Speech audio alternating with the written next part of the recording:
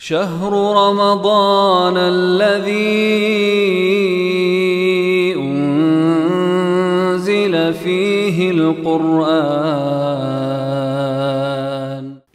அன்பார்ந்த சகோதரர்களே சகோதரிகளே, ரமதான் மாதத்துடைய இறுதி இரவுகள் தான் ஒரு வருடத்தின் மிகச் சிறந்த இரவுகள். ஒரு வருடத்தில் 350க்கும் மேற்பட்ட இரவுகள் இருந்தாலும் இந்த 10 இரவுகளும் தான் வாழ்க்கையிலே ஒரு வருடத்திலே நாம் சந்திக்கிற மிகச்சிறந்த இரவுகள்.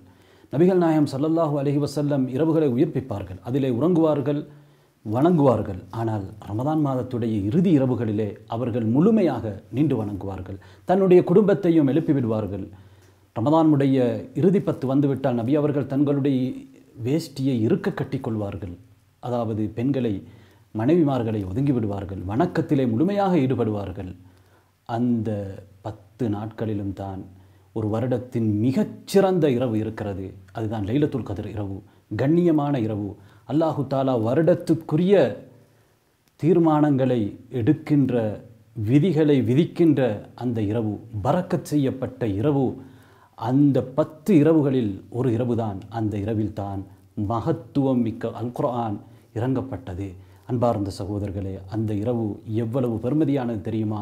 1000 மாதங்களை விட பெருமதியானது. 1000 மாதங்கள் என்பது 83 வருடங்களும் 4 மாதங்களும் அதை விட சிறந்தது என்று அல்லாஹு தாலா சொல்கிறான். அந்த இரவு ஒரு சாந்தியான இரவு. அந்த இரவிலே நாங்கள் வணங்குவதற்கு சந்தர்ப்பம் எங்களுக்கு கிடைத்தால் அதிலே நாங்கள் மறுமையிலே வெற்றி பெற முடியும். சகோதரர்களே, ஒரு மனிதனுடைய வாழ்க்கையிலே அவன் இந்த அளவு காலம் வாழ்வது குறைவு. அவர் வாழ்ந்தாலும் அந்த அளவு காலம் அவனால் அமல் செய்ய முடியாது. எனவே 1000 மாதங்களை விட சிறந்த அந்த இரவிலே, மலக்குமார்கள் அதிகமாக இறங்குகிற அந்த இரவிலே நாங்கள் அமல் செய்து வெற்றி அடைவோம். யார் அந்த இரவிலே நின்று வணங்குகிறாரோ அவருடைய முன் சென்ற பாவங்கள் மன்னிக்கப்பட்டுவிடும் என்று நபி அவர்கள் சொன்னார்கள். அல்லாஹ்வின் தூதர் ஸல்லல்லாஹு அலைஹி வஸல்லம் அவர்கள் இந்த 10 இரவுகளிலும் 10 நாட்களிலும் இஅ்திகாஃபிலே ஈடுபடுவார்கள். அன்பார்ந்த சகோதரர்களே, இந்த சிறந்த இரவு 10 இரவுகளையும் நாங்கள் உயிர்ப்பித்தால் நிச்சயமாக அதற்குள் நாங்கள் லைலத்துல் கத்ரை அடைந்தே ஆகுவோம். நாங்கள் வெற்றி அடைய முடியும். அதற்காக நாங்கள் முயற்சிப்போம்.